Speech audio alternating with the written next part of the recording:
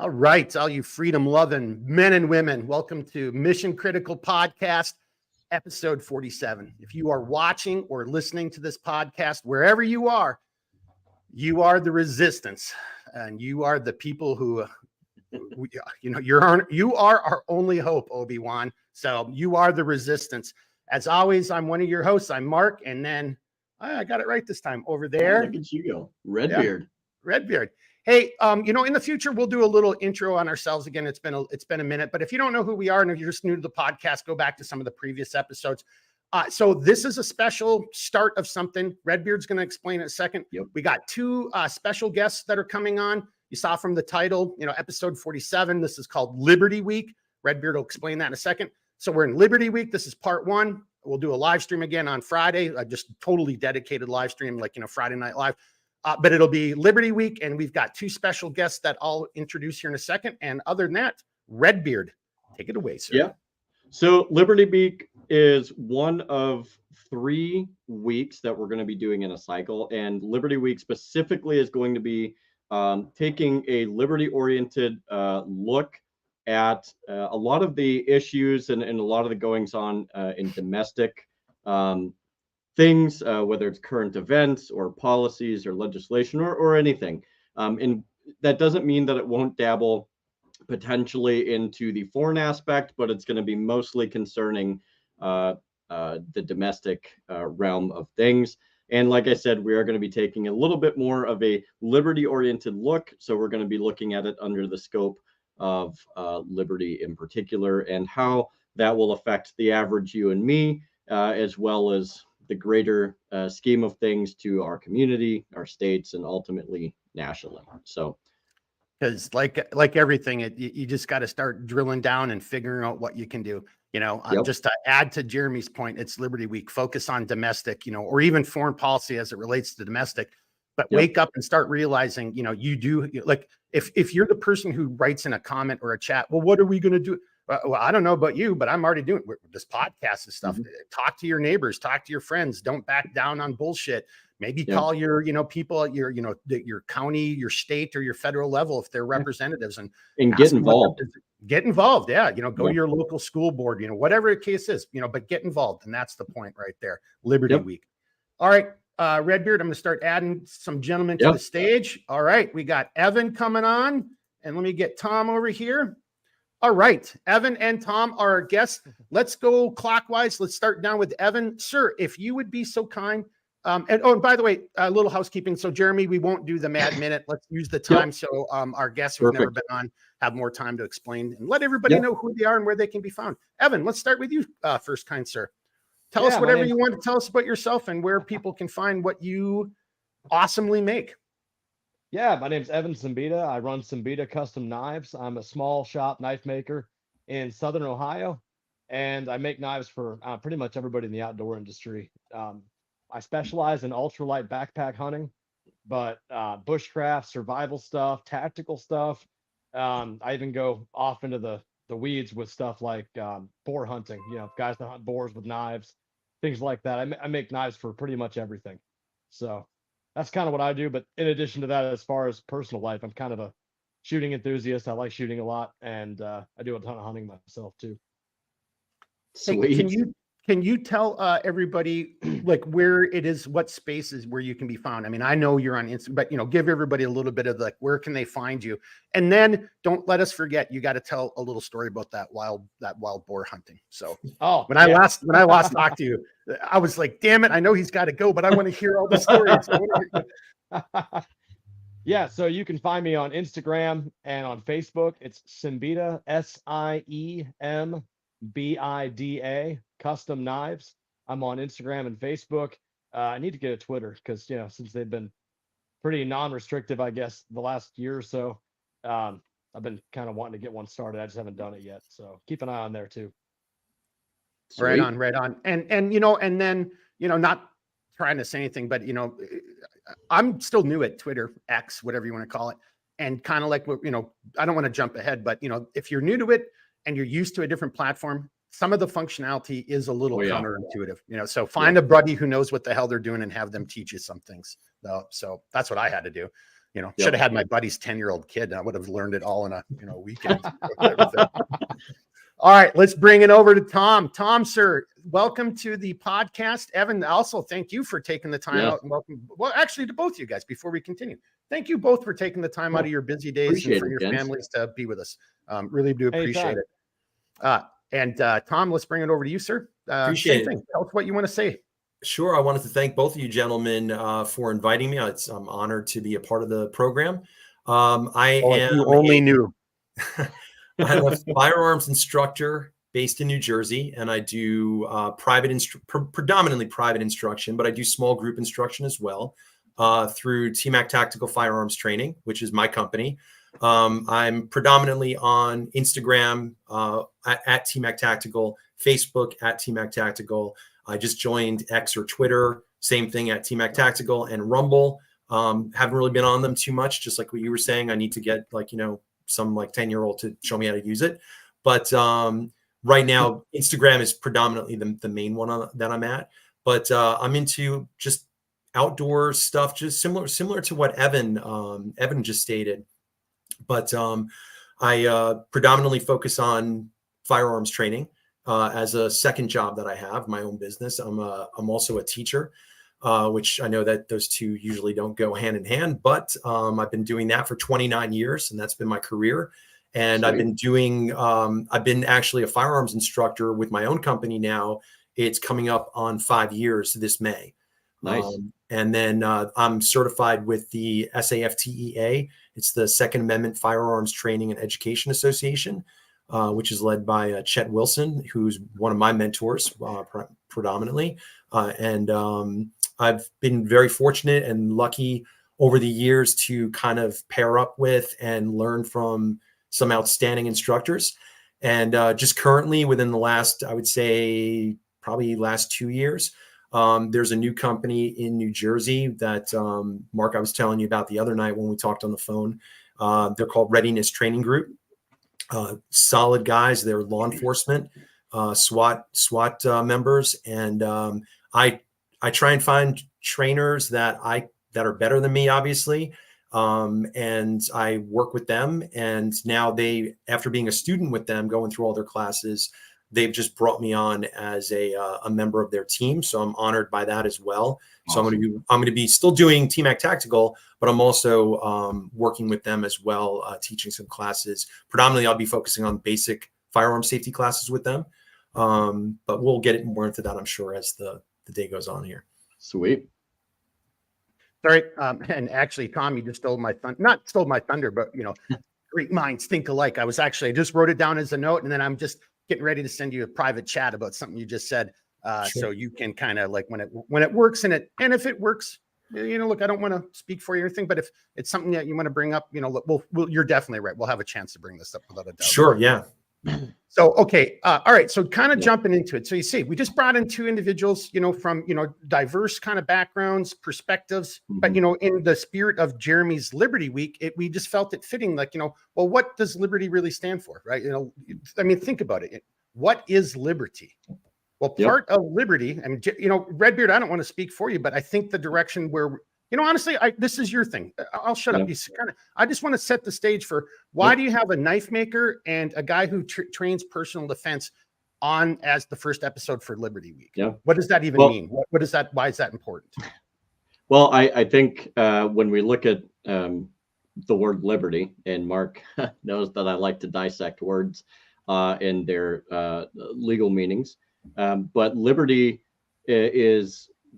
it's the combination of freedom and morality, right? So it's not simply freedom, because freedom is you can do anything you want, but you have liberty that has freedom with morality, which it's freedom with a moral restraint, if you will. It doesn't mean you can do whatever you want, but there's a moral component that keeps you kind of on the straight and narrow. Now, why do these two individuals fit here? Because I feel like when you look at liberty, whether it is having a realm of private property or the ability to defend yourself, you're defending liberty. You're defending your liberty, and you are important to that component of liberty, right? And so when it comes down to a knife maker, or it comes down to a person who teaches and instructs on firearms handling and proficiency, these things are essential not only to preserving your own individual liberty, but also the liberty of your community. It helps build your community. It helps grow and make people a little bit more prosperous and independent. And so you have guys that are providing not only tools, but a skill set that's necessary to the preservation of liberty. And I think that's pretty important. These guys are doing good work, and we're really happy to have you guys on. I know we've said it several times, but I mean, they're all things that really do factor into the liberty realm. So. And just to add to that, and add to the thanks again, for the two gentlemen, Evan and Tom, for coming on. Yeah. But to Jeremy's point of liberty, well, one of the cornerstones of liberty, is like, it isn't just you, the individual, right? Because that falls into a completely different weird realm. It's also how you're building your community. And these two guys right here are, and I know there's somebody's going to watch this video and say, that's bullshit. How could somebody who teaches, people self-defense, and somebody who's big into hunting and, handcrafts knives, how does that help my community? Man, all of those, I mean, to me, what I just said is so glaringly objective, obvious. Like, how do you not understand how that, because that builds your family structure, that builds your community, that, brings you closer with nature. And, I'm going to shut up because I want to hear Evan's stories about where he was coming from when I last spoke to him. So I just wanted to throw that out there, because if someone says, well, this is kind of weird. No, this is the foundation. This is the building block of liberty. You have to, because, look, you don't think that the political class in the Soviet Union or Nazi Germany, they were free. Those guys could do whatever the hell they wanted because they were in charge. That's not liberty, as Jerry said, because there was no morals. There was no morality behind any of that stuff. It's more than just, I'm free to do whatever the hell I want to do. Most tyrants and dictators are pretty free to do whatever they want to do. So that's not liberty. That's something completely different. And on that note, let me kind of come over. We'll go clockwise, as I see it. I'll come over to Evan first. Evan, from a small business perspective, that, the knife, the importance as not, as a symbol, as a tool in all of the, these factors of our lives, if we want to take it from a liberty perspective. Or would you like to just maybe kind of respond to that from, hey, here's the trials and tribulations that I'm seeing, as a small business owner, this is what I'm trying to accomplish. And this is some of the, the pros and cons of that. Or take it from, hey, I'm a small business owner who makes knives, and you're damn right, this is liberty oriented. You go wherever you want to go, sir, but you're up first. Well, I mean, I think the liberty aspect of the whole thing, being a small business owner in general, I worked in a factory for a really long time, worked for somebody else. I was peed on every day and told it was raining. It was absolutely awful. Worst job I ever worked in my entire life. And I was there for 7.5 years. And I was there long enough. That wasn't the only place I've ever worked. I worked several other places, but I was there long enough that I started to believe that, like, that's just how life is. Like, you have to get permission to do anything. Yeah, I've got a mortgage. I've got my own credit score. I pay all my bills on time. I work all week, but I still have to get permission to go somewhere. I have to get permission to make sure that I'm going to have Saturday to do something for myself. And I mean, I've heard the term wage slave before, and it's kind of like, it's a dramatic term, but that's kind of how I was living. And it was just nonstop overtime, nonstop. And it was all mandatory overtime. Working for myself, the first year, I felt like there's no way this can be like this. Somebody's going to come parachuting out of the sky, kick in my door, and tell me I'm breaking the law somehow because I'm too happy.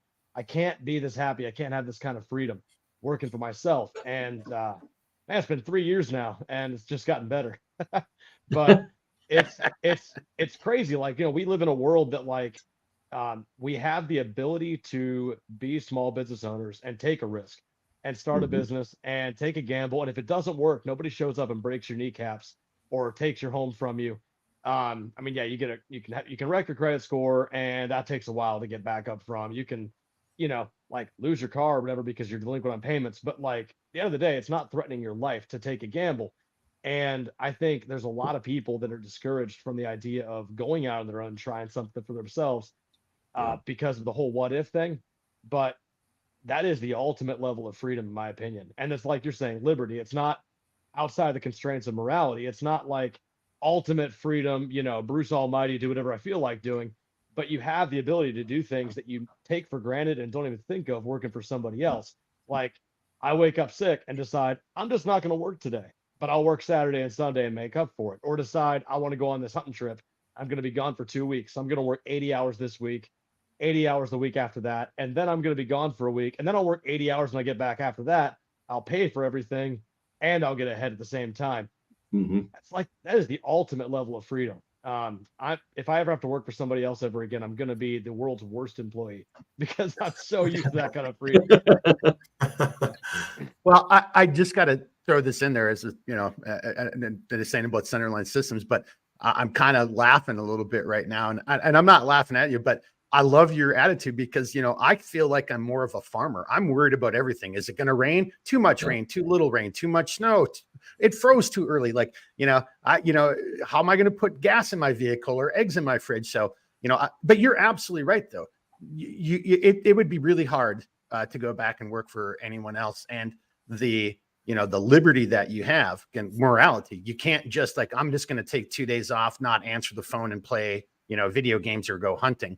You know, I love what you just said though. Like, you know, yeah. And that's what it is. Hey, I'm going to work, you know, 80 hours in a week just so I can take some time off next week. And I think that's something that a lot of people don't understand, you know, especially, and not to turn it into this. And and you guys stop me if I start taking us down the wrong rabbit hole, but you know, you got so many people, and I'm not saying Evan's a millionaire or, you know, rich or I, you know, but you got so many people nowadays who think because you own a business or if you're affluent, you're successful, that you didn't deserve it somehow. And they don't take into consideration what you just said, Evan. You know, I want to give you a chance to respond to that. And then I'm going to bring it over to Tom because Tom's German beer is starting to run low and I can see him chomping at the bit here. and to just mention one thing before turning it over, Evan, I think a lot of people don't realize how much time and energy people with their own business, small business, put into it. It's like all the behind the scenes stuff that nobody sees. And I could guarantee Evan's in that same situation. Like he doesn't mind working 80 hours a week or like going round the clock. And no one knows that unless he said it. Yeah. Well, so let's let Evan, you respond to that because that's where, but then Tom, we'll use that as a nice springboard over to you and then to kind of talk about that. If you want to go down the same. Yeah, sure. No, that's great. Okay. Yeah. All right. Okay. Evan. No, I think I'm going off what you just said. I think so many people see small business owners that are successful and they think, oh, that guy he's always happy and he doesn't work that much. He has employees. He just does whatever he wants. And it's like, man, like I heard it summed up best was where, you know, I got tired of working 60 hours a week, you know, for somebody else. So I quit, started my own business, and now I just work all the time. Like I'm always working. The difference is I like what I do. I'm not literally chained to a machine with safety straps and working as a human robot for 12 hours a day where I might lose an arm if something gets screwed up. I'm doing stuff where I can still get hurt, but I love doing what I do. And but at the same time, there's still, you know, things I give up. Like I was at the local watering hole getting a burger and a beer with my girl yesterday, and I had like 3 phone calls come in while I was sitting at the bar eating a burger. And like she understands, like this is old hat for us. You know, my phone rings. I'm like, hey, customer. I get up, walk outside, stand outside in the rain and take a phone call, talk to the customer for 10 minutes while I'm shivering, you know, come back inside, pick up my cold burger and start eating again just in time to see a phone start ringing. Like, and it's, you know, I get calls at 2 a.m. because I have customers over on the, you know, the West Coast and I live on the East Coast. So like, you know, like that's all part of it. And that's something that it's not work to me, but it's something that a lot of people don't really see. And, you know, like you said, like, it's something nobody would know about if we don't talk about it. And why would we talk about it? It's not bad. It's just part of life. You know, it's the way it is for us. Well, so as we segue over to Tom, and again, I'm kind of laughing, you know, a little bit. You mentioned the phone calls. So as we kind of come over to Tom, maybe Tom doesn't quite get that as well, but I love what you just said. All right. So there's a freedom to that. And, you know, and you make your own equations as to what you're willing to put up with, what you sacrifice. And there's still maybe a little bit of gallows humor. And so I'm thinking Tom's going to have some gallows humor, you know, dark humor too. But, you know, but Evan, to what you just said, somebody calls you at 2 a.m. I've had that happen. You know, I've had a guy call me at like 6 or 7 on a Sunday and just given me the raspberries. and then realized that we were a handcrafted company and he'd only placed his order at like midnight the night before. I'm like, and I'm like, hold it, who the hell are you? And then I'm like, oh, hey man, didn't you just order like last night? And he's like, yeah, where's my, I'm like, sir, we haven't even made it yet. And it's Sunday at like 7 a.m. So, but to your point, I mean, I see you laughing. Like, yeah, you're just like, yep. Yeah. You know, Well, and then you like, you know, you don't. I'm not disparaging that guy because the moment I said that, he was like, "Oh shit, I'm an," because he thought I was some giant, huge, you know, business, right? You know. well, to build off of that, like I do a limited run knife through another podcast, the Backcountry Hunting Podcast, twice a year, and it's kind of a big deal because it's a knife model. Not to get into it, but it's a knife model I only offer in limited run through that podcast. So whenever we announce one, you know, it's like a certain number of knives. People freak out and call in, and basically I just assume I'm not going to do anything that day. I'm just going to answer phone calls. And we announced that run, and the podcast aired. Joseph, the guy that runs the podcast, I forget if he did it on purpose or he just didn't realize it. He had it set to go, you know, like live, like public on iTunes and stuff at like midnight Eastern time. And so I figured I'm going to wake up at like 6 a.m. to a podcast, you know, to phone calls. And I got woken up at like, it was like 12:35 a.m. By a guy in California who got off work and was at the gym, you know, pumping iron, listening to his podcast. He's like, "Oh my gosh, this is my chance!" And he called me, and I was like, "Well, this is my life," you know. Rolled out of bed, stood up, answered the phone, acted like I was not sleeping at all. And then after I hung up, I just blacked out back in bed. so these are okay. So these are the sacrifices. Like, so if you want to be able, if you're not feeling good and want to just be able to take time off and not argue with the dickhead boss or wear your sweatpants for the first 2 hours because you know you're just going to be in front of the computer. If you want that lifestyle, the trade-off is, as Evan just said, it's phone calls at 2 a.m. So yeah, Tales from the self-employment crypt. Yeah. All right. We kind of got a good little, you know, sideways there, but you know, because that is again freedom, you know, liberty. You know, this is what it means. And I got a question once we're done with this. Well, I'll give Jeremy a chance too, but on that same note. But let's kind of come back over to you, Tom. So Sure. on the same thing, or if you want to go in a slightly different direction, but you see, we're just trying to talk about. Yeah, you know, I wrote down notes so I'd try and stay on track here while you guys were talking. All right. It's all you, so sir. Going back to the community aspect that you mentioned that we started off with, and like, how do you see yourself trying to better the community or do things for the community? I see that in like several different ways. One, when it comes to, in my case with firearms training, you know, the saying, the Second Amendment ensures and protects the First Amendment. I try and teach, my focus, or one of my primary focuses, I try to teach citizens responsible gun safety. And the people that I'm specifically training, I'm not training higher end individuals that have already had training and they're looking for, you know, the high speed, low drag kind of stuff that's out there. I'm training people that are complete noobs. They have never fired a gun. They've seen guns in movies and on TV. They basically, like, they either are in the process of purchasing or they just purchased. And during the pandemic, when things kind of started to open back up around here, I had people contacting me that had owned guns for years. I mean, I had one guy that owned several guns for like 18 years and he had never fired them. They still had the factory oil on them. Oh my gosh. And he contacted me and said, "Hey, look, I guess I just found these in my closet." Like it was an Easter egg hunt. And I just found them and I want to learn how to use them now. I think it's time. So I'm dealing with the very, very early, very beginning stages of it. So for me, and I joke around with my buddies, I feel like I'm like the welcoming ambassador for people coming into the gun community, so that they learn the right way, the safe way of doing it, and then they can ultimately learn and grow from that point on. So I want to make responsible gun owners. So if I can just interrupt real briefly, Sure. but then it needs to come back to you. So I just, for the record, so I've met Tom through social media. I've met Evan through social media. I haven't trained with Tom, but somehow he popped up in my feed. And I just got to give a plug, because what better ambassador? Because I'm sure there's people who have got a million stories.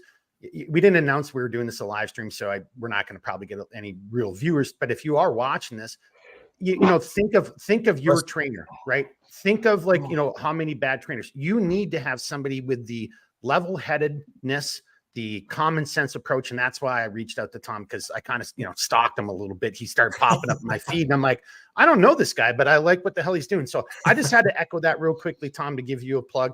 You know, I appreciate come that. back to Evan, because I found out something about Evan the other day he's got to share some stories with. But, you know, like, these are just two great guys, and this is what we need if we're going to talk about liberty, our communities, and that just no nonsense, common sense approach to things. Sorry, Tom, I just had to throw that out there. Hey, and if you don't mind, could you keep the 4 of us on the screen for me? Sure. Yep. All right, there we go. I appreciate it. No, because I enjoy, like, seeing the you know, like, feedback and the gestures and all that kind of stuff from people. Most people have seen my face and Redbeard's too much, though. We've got we like to say we have faces for radio and voices for silent film. Nice. All So right, keep going. getting back to to the community part of it.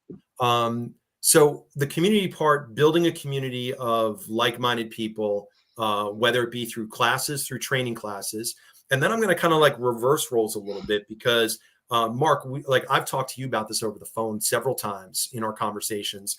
Jeremy, I've never spoken to you yet. So, and obviously Evan, I haven't, but one of the things that I've also found is in my case, and I think it's something that a lot of people don't do, is you have to constantly train. Even as an instructor, you have to constantly train. I have no problem going and signing up for classes at any point in time for myself. And that's how, like, hey, just because you reach this, like, you know, hey, I'm a certified trainer. Well, big deal. Like, I can't even get a cup of coffee with that. So I think you have to constantly train. You have to up your game. You have to surround yourself with people who are better than you all the time, so that you, like, I feel like I want to just kind of grab onto them so that I can, like, you know, get to the next level, right? And then the next level, and keep going from there. So that's one of the things I tell my students when they come in, is that, hey, look, I'm going to get you to a certain level, and then you need to go find other people, and I'll recommend people that I think you should go to.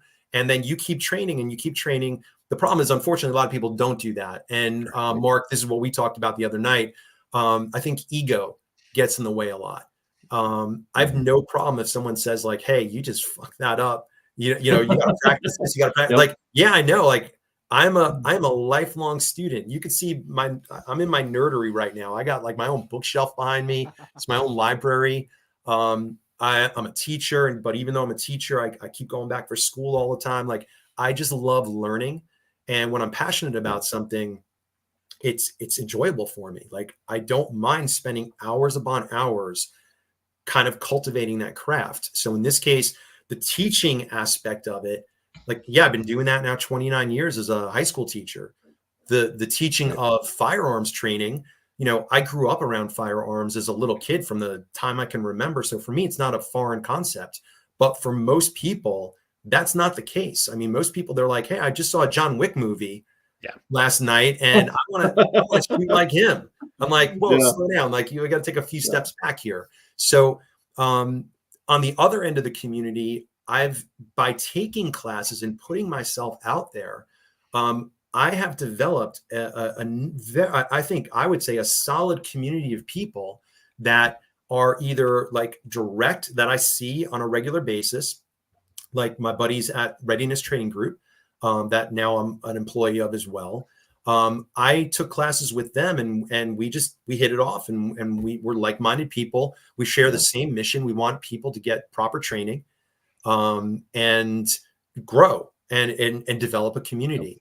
But I've also developed people through social media as well, such as Mark and now you guys, that it's like you don't realize posting something, or, you know, I just post it because I enjoy it. I'm not posting it. I'm like, you get likes. I mean, hell, we'll get into that a little bit later about the banning and all that kind of stuff. But I just post stuff to help promote my business, because people are searching for those sort of things.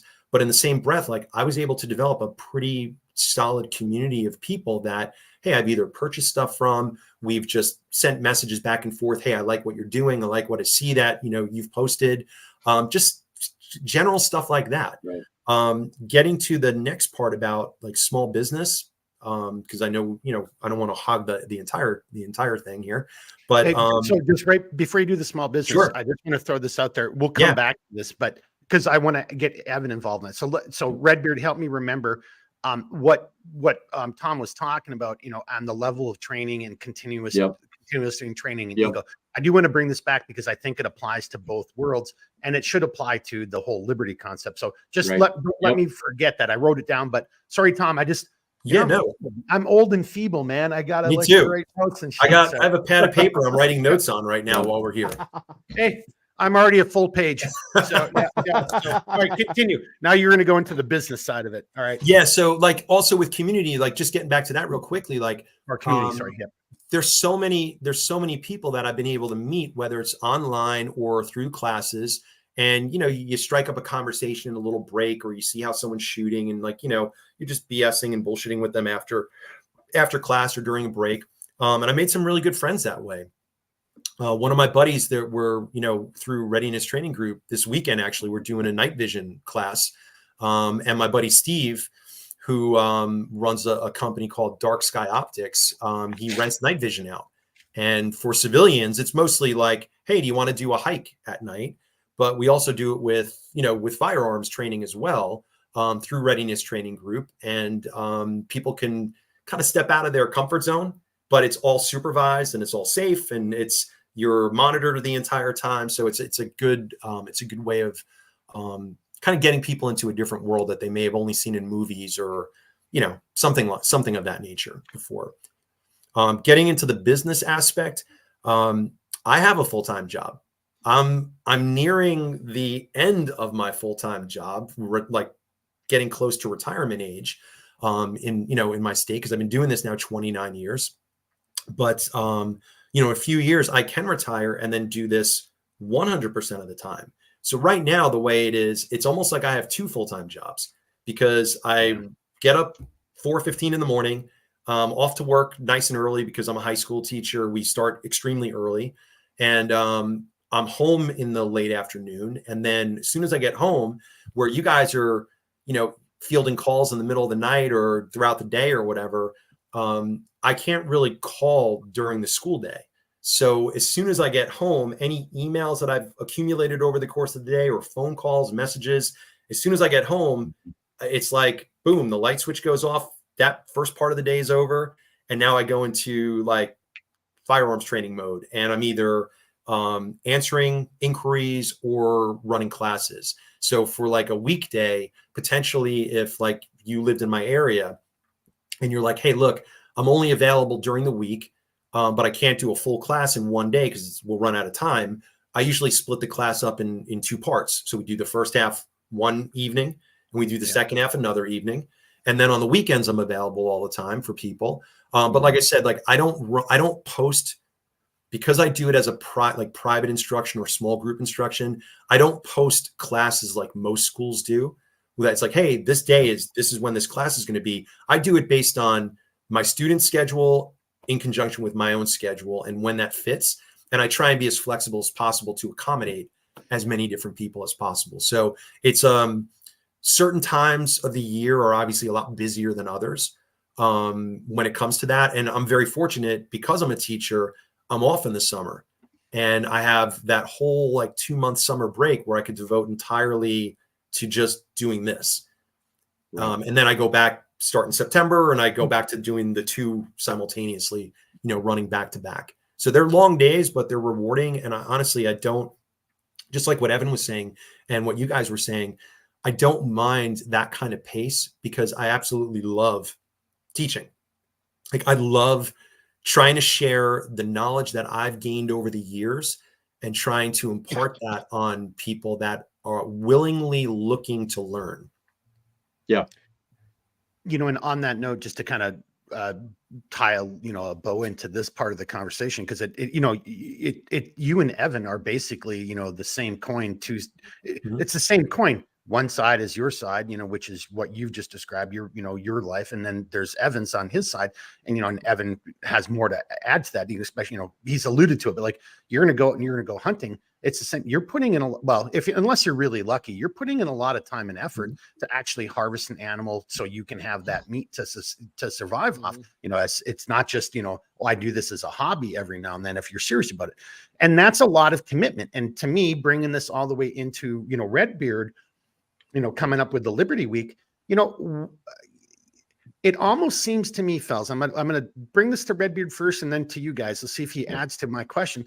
It almost seems as though these abilities or individuals who are pursuing these, whether you want to call them dreams, careers, and who are contributing to their society, their local community, or maybe on the larger network, because again, social media, really, are there any barriers? I talk to people from Australia all the time. I wouldn't be able to do that if there wasn't the internet and cell phones. That maybe I'd have a pen pal. Dear friend of mine, this letter will reach you in 4 months unless the sea monster, devoured the ship. So we've got all these capabilities today that we should use, and I think you guys are doing that. So, Redbeard, you kind of see where I'm going. Like, I think these are the things that actually, again, feed into it and help build that up. And I guess maybe it's a warning as well. If you want to be independent, or if you're going to really start doing things, if you're going to make a contribution, well, guess what? That's an effort, and effort requires time, right? So you kind of see where I'm going that from the Liberty perspective. Yeah. Let's let you take that, and then we'll kind of push it back around, and then we'll go into our next segment. Yeah. So, when you look at it, one of the grounding foundations of liberty, especially as rights are concerned, is and I know this might seem kind of a field, but you'll see where I'm going with this, is property, and most importantly, private property. And when you can have a business, you're actually developing a bulwark against overreaching government. You're creating a bulwark against the potential for the deprivation of your own rights, but also the rights of those within your community. And private property is a very powerful mechanism. It doesn't only extend to your home, your car, your business, but property rights also extend to you as an individual. And when the more property that you have the tendency to accrue, the more of a bulwark you present. Now, that being said, I mean, there is a lot that goes into running a business, and it's maintenance intensive. You can refine certain things, obviously, of course, but like these guys have said, there's a massive investment of time, and depending on what that particular business is, you're looking at financial investments and stuff like that. But it's far more conducive to the realm of liberty, and should be, in my opinion, it should be the ideal goal of most people, if and so they would like to get to that point, because it does present you with a much broader base of liberty. I know I say liberty a lot, but having that freedom with a morality centric compass, right? I don't know if Mark has mentioned anything to either of you gentlemen, but I went to school for gunsmithing. I'm one of two, I would say, resident gunsmithing type individuals here. The other one is Blake. And there's certain nuances to the different things that Blake encounters that I encounter. I'm much newer at it. I'm in the process of trying to figure out how to get my stuff going. I'm going to be moving out to Wyoming, and that's where I'm planning to fully set up my business. But Blake also has a perspective from having owned a business for several years. And so it's interesting how, when you look at different businesses, especially, and what the impacts are on individuals, I mean, there's so much that comes into play there. But I think overall, to say that there's not a general good or a general expansion of liberty from private business owners, I don't think is appropriate. I think private business and small business is the fundamental cornerstone of our communities, at the fundamental cornerstone of our country, and in something that is, I think to some degree is kind of lost in the political sphere, because it used to be a time to where that was encouraged. Yeah. You know, the older politicians used to encourage people to open businesses because that was conducive not only to the realm of liberty, but American exceptionalism. And American exceptionalism laid within proper training, good products, and putting everything you have in something that you can end your day with and being like, I did that, and I made an impact and in a difference in somebody's life. You know, Because there life. was a different moral, a moral imperative as well. Yeah, It was- 100%. Yeah. All Yeah. right. So, And it's, yeah. So, well, no, I think that's going to be, we can still talk about it, but yeah. that's a perfect segue into, kind of bringing it back to our guests. So, I'm going to ask a question for both of you, and you can answer it from your own, personal perspective, or from your specific industry. But what Jeremy was just, so again, we're kind of like on that liberty, the community, being the small business owner, the entrepreneurs that you guys are, is the foundation, the Yeah. building block. I think, and I just want to, so there's no specific order here, but like you using this, and it doesn't matter if 10 people see it, or, it would be nice if the big companies that own this social media, weren't doing the evil things that they're doing nowadays, and you had more reach, right? If more people could learn what Evan's doing, or more people could learn about Tom and I just wrote it down a second ago, readiness training group. If that can help one people or a group of people in a community, that would be awesome. Why do we want to repress that? Right. Well, I think, and this is kind of going into, we didn't talk about this as a potential question, so this is unscripted. But if you look at the recent madness since, I like to say 2019, but let's just say 2020, right? And everybody knows what I'm talking about. So if you look at the recent bullshit and the madness, it is, gentlemen, from your individual perspectives, again, either as the business owner, the individual, or just how you see it, it almost appears that the last few years have been an attempt to further segregate us, further isolate us, further break us apart. And destroying small business, to me, if you were really an adversary of the United States and you wanted to snuff out the flame of liberty, you got to, small business is one of the crucial areas that you're going to attack. Mm-hmm. Do you guys have any, I know I kind of sprung that on you, but do you have any comments or thoughts on that? Evan, I mean, if we just keep going, you'd be next. Do you want to kind of, you got something on that there, sir? I know, I apologize for kind of springing that on everybody, but this whole conversation just brought it to my forefront. No, you're good. I think it was, well, I guess it's in relation to that. It doesn't quite answer that directly, but I think there's a lot of interesting stuff that happened the last couple of years. And I think it's interesting that the powers that be, I'm not pointing towards any particular branch or anything like that, just people in charge, did a lot of stuff that contradicted everything over the last couple of years. And pretty much everything that was done leaned towards like people getting away from other people, and not in ways that were, readily apparent as being beneficial. Isolation and like, more big stores, more box stores, less small businesses.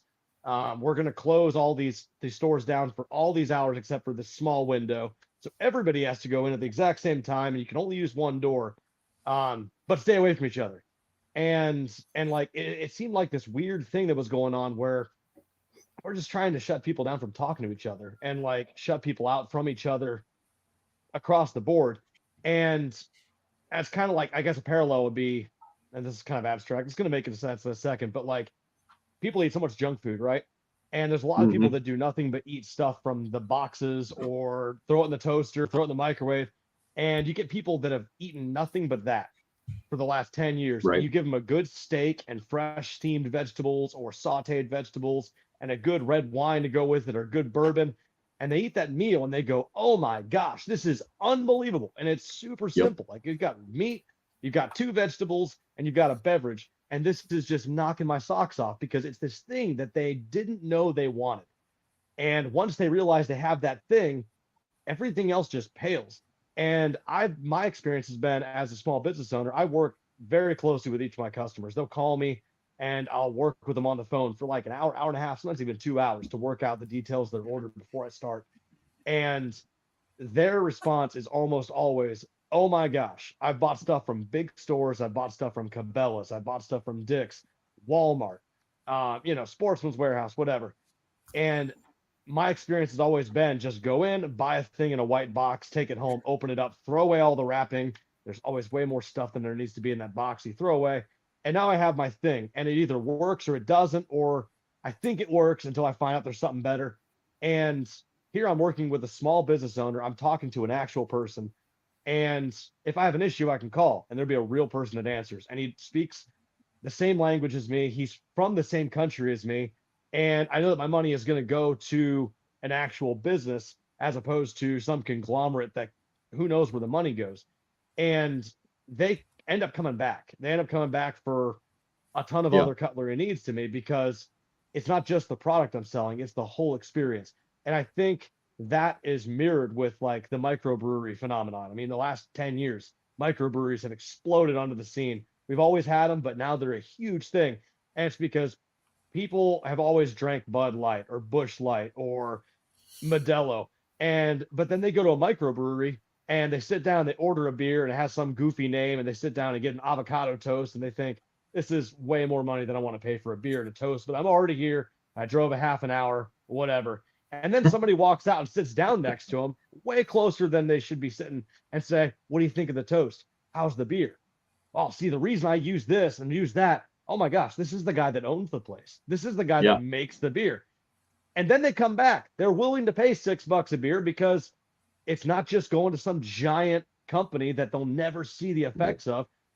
They're getting a hands-on experience of not just a product, because it's not that beer is worth, like, it tastes 4 times the price better. It's that you have this, like, connection with the people that the money goes to. You see where your money's going, the effect it's having on the community, and then you make new friendships and stuff like that with other people around you. And that's what small businesses bring to the world. And I think we're starting to hit this weird little renaissance over the last couple of years, where people are slowly starting to realize that there's a benefit of going to a small business for whatever it is. I don't care if it's soap or all natural, healing crystal deodorant, or if it's like, sourdough bread starters. I don't care what it is you're buying, or if it makes sense to you or not. Like, if it's coming from a small business, you're impacting community and you're making connections with people, and it's organic and it's healthy for everybody. And I think there's this cool resurgence of that, which has been really cool. I hope it continues. I hope you're right. I mean, Redbeard, I want to kind of take that same question with a slightly different twist to Tom. But before I do that, I know you got something to add there, because I mean, Evan, seriously, this is what makes you you. I mean, that was a great freaking statement. Yeah, totally. And I know you guys will understand. Hopefully everyone else will understand. But once I create, because the next product I make is going to be called an additional 4 hours in the day. And once I create that, then I'll start editing this stuff, because that was a great little, clip right there of just what you just said. Yeah. So, Perfect. Redbeard, and then we'll come over to Tom. Yeah, just real quick. It's, and I've talked to Mark about this quite a bit, and Evan just did a good job talking about supporting the little guy, and it's funny, because I think we all kind of like to make fun of the microbreweries, because we look at them as like super. You don't even drink. You can't make fun of stuff you don't use. Oh, I can make fun of whatever I want. This is America. That's called freedom. Yeah, good point. Good point. Touche, sir. Touche. Liberty Week. But in the end of the day, it's like it's funny, because people do give them a little bit of crap, but in the end of the day, like, we should support the small businesses. And I don't know if you guys have noticed this. I've noticed this where Mark and I live, and this is just my perception from something that I saw via a small coffee shop around here, and I'd like to hear your guys' input. But there was a coffee shop that opened. I'm not going to say the name, just because I don't think they're around, and it is what it is. But they opened up in a smaller section in an area called Morgan Park. Mark is probably very familiar with where Morgan Park is. Yes, I know. Yep. And because a lot of people said, hey, we want a coffee shop, it'd be nice to have this place here. And so they they opened up and they were around for 3 years. Well, what happened in those 3 years is by the first 6 months to a year, they got a ton of traffic. But then the very people that said, "Oh, we really want this business, we'll come out and support you, we'll do this," by the third year, they ended up having to close their doors because the very people that said they wanted them around stopped supporting them. And most of their traffic came from outside of Morgan Park. And I, I don't think that's necessarily everything, but it does sadden me a little bit because you do have a lot of small businesses that really do want to offer something really good, and they think there's a demand somewhere. But it turns out that people love the idea; they're in love with the idea of small business.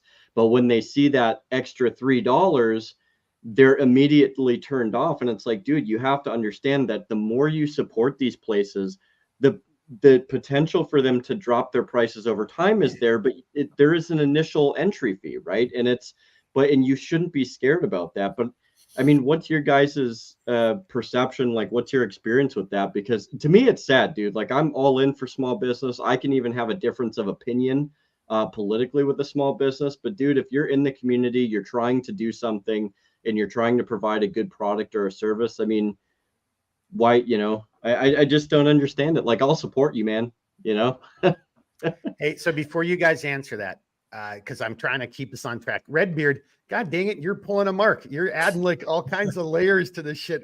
Hey, but Evan, if you don't mind, respond. But then we're gonna come to Tom, Yeah. and then Tom, you'll have what Redbeard has said, and then whatever you want to say. Yeah. But I've actually got another question for you. So we're already kind of going a little bit off the rails, but hey, let's just try to remember that kind of pseudo game plan to keep us at that hour, Yep. 15, hour and a half, Redbeard. So, Yep. but it was a great question. I want to respond because selfishly, I run a business too. I'm like, I think you probably know the shop I'm talking about too. oh, I Mark. think I do. I think I do. Yeah. Evan, let's bring it over to you, and then we'll come over to Tom. What do you think about that? Man, Redbeard see, comment. I don't know how I feel about like the idea of businesses lowering the price over time. I don't think that that's necessarily always something to push for. I mean, especially right now, hyperinflationary economy, things are bound to go up, if anything. But I Yep. think that the reason you should support a small business, like I said, is for one, you're helping out your neighbor and you're building up relationships. And like a weird thing to add that's kind of off context, but I feel like it is important. 2020, there were riots in different cities and stuff like that. All this weird, crazy, whacked out stuff happened. And to this day, I've said that the reason that all that stuff happened was my generation was always told there's two things you don't talk about at the dinner table: politics and religion. And I think that 2020 was a culmination of what happens whenever you teach your kids that. I think that we have a group, like a country full of people who don't know how to disagree with each other and still be friends. And going to those places, you are going to run into people you disagree with. What better place to run into people you disagree with and have discussions than at the bar when you're loosened up and you're drinking a beer? As long as you keep it reeled in and you're like, you don't get super loose lipped and start saying things that's going to offend people and throw punches at each other. You can agree to disagree. Like, I've talked to people at the local bar that massively disagree with me on stuff. Things like social media, Second Amendment stuff, First Amendment stuff, election stuff. Like, but at the end of the day, if we have that discussion, it starts off with that person going, "You're the problem with this country." And then at the end of the discussion, they say, "Okay, listen, I still disagree with you, but I was off base by saying what I said in the beginning, and I respect the fact that you have an opinion and you seem to know what you're talking about." And now when I go there and I run into that person, they're like, "Hey man, how's it going? How's that hunting trip?" Instead of looking at me and going, "Oh, that guy, I disagree with that guy about whatever." Because that's what happens if, that person's like, "I voted for this guy," and you're like, "I vote for that guy," and you're both like, "F you," and then you turn your backs to each other and don't talk to each other anymore. That's a great way to not make friends, and that's a great way to solidify their standpoint on whatever it is. I don't care if it's like presidential elections. I don't care if it's Second Amendment issues. I don't care if it's like if there should be a tax levy next voting cycle for your township. Like, we can shrink that gap, not necessarily make that gap wider between people, but also shrink it in the fact that you're not going to change that person's viewpoint. They're not going to change yours, but you'll respect each other more. And that is another big thing that comes from supporting other small businesses, because small business owners, at least talking about myself now, maybe I'm projecting, we're extremely opinionated about stuff. We have the freedom and to think whatever we want. I have the freedom to believe whatever I want and have whatever standpoint I want because I'm not leaning on anybody else. And that tends to make opinionated people. That's a great way to be, as long as you're going to be open-minded about talking to other people. And what better way to talk to other opinionated people who probably don't agree with you than supporting small businesses? Tom, sir.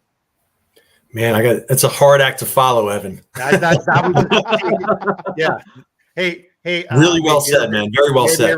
Maybe everybody just needs to take another sip or something. I did sneak out during one of the little breaks, and you guys were just shaming me, so I added a little vodka. So that's the power of bourbon and pickle juice right there. Ooh, nice. All right, Tom, you got it. Oh, yeah. All right. Sir. So, all right, let me start off with the small business aspect of it, just because there's been a bunch of stuff that we've been discussing here right now. Yeah. So one of the things about small business and, government kind of squashing it and everything else, one of the things, and I'm kind of piggybacking off of what Evan was saying. So even though he's doing it from one particular business standpoint, they go hand in hand. So really one of the things that he mentioned was like providing the experience. So I know with my business, I try to actually give students, the people that I'm training, an overall experience and superior customer service, if you want to call it that. So by doing that, I mean, like, I'm available all the time for them. I want to make sure that they know that, and like I said, I do private and small group. So I get to know these people. We're talking one-on-one in most cases. It's a relaxed style class. People are extremely nervous that have never shot guns before. And when they're doing this for the very first time, even when they are loaded with, I have these little chamber blockers here.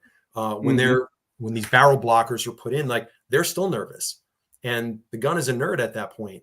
So I try and make them as comfortable as possible so that they're going to overcome that fear. It's supervised, it's safe, and I have to keep reassuring them. And then when we go to the range, I'm doing the same exact thing over and over again, just trying to calm them down, make sure, hey, let's just focus. And it's one-on-one. You're not one of 30 people in a class where you're lost in the crowd and you don't know, you're trying to listen through, your hearing protection, and you don't know, mate, did they say this? Did they say that? So I want to make sure that they're feeling comfortable enough when they're in there. And then it goes beyond that because of the fact that I want them to, after the class is over, I want them to realize and know and understand that it's not a one and done. If they have a question 30 minutes later after the class, they can call me. If they have a question 2 months after the class, they can call me or text me. I get text messages all the time from people that I've had as students, and they're like, hey, what do you think about this gun between that gun? And I'll give them my opinion. And then ultimately I tell them again, it doesn't matter what I think. It matters what you think. How does it feel? It could be great for me and it could be garbage for you. It's got to be good for you. And I even meet people. I'll meet my students if they are now, hey, I took the class and I want to go purchase my own gun. That in itself is intimidating for people, especially think back to when you first bought your first gun and you went into a store and you really weren't sure. And it's like super intimidating. I'll meet them if it's, somewhere in relative proximity to where I live. I'll drive there and meet them at the gun shop or a gun shop that I've recommended to them. And I have no problem doing that just so that they have like a person in their corner. So not that the gun shop, like, I'm not going to recommend someone to a gun shop that it's like a sleazy car salesman. It's like they just are nervous going in there because it's like going into a foreign land for them and they don't know what the person's saying. It's a different language that's being spoken. Yes, and indeed. I want them to know, like, hey, look, I don't care. And I tell them this right up front. I don't get anything from these places. I recommend from places that I buy stuff from. So when I go with you, it's just so you have someone like over your shoulder saying, like, check this out or check that out. Put it in your hand, feel this, check this. How does a grip feel? Because they'll forget, they'll get overwhelmed. And then the person will say, oh, this is what you need. And they get home. And then it's not like, Amazon where you could return it. Once it's yours, it's yours. Well, and Yeah. you just So I hit want to on make a- sure that they get that full experience, and they know that they can call me at any time or text me or send me an email. And a lot of these people, kind of like what Evan was saying, like they'll come back again and they'll take other classes with me that, hey, look, I felt like you gave me 100% attention and you went out of your way above and beyond to develop this rapport in this community. And I'm going to keep coming back to you, and I'm going to refer other people. So in all honesty, a lot of like, when it comes to the business, a lot of it's word of mouth. Like I'll get loads of referrals from people because like I said, and I'm not trying to toot my own horn, but it's like, it comes down to, I want to provide superior service, superior training and classes that I've done myself and learned from people better than me. And I want to be that next person that can kind of pass that along to others. Yeah.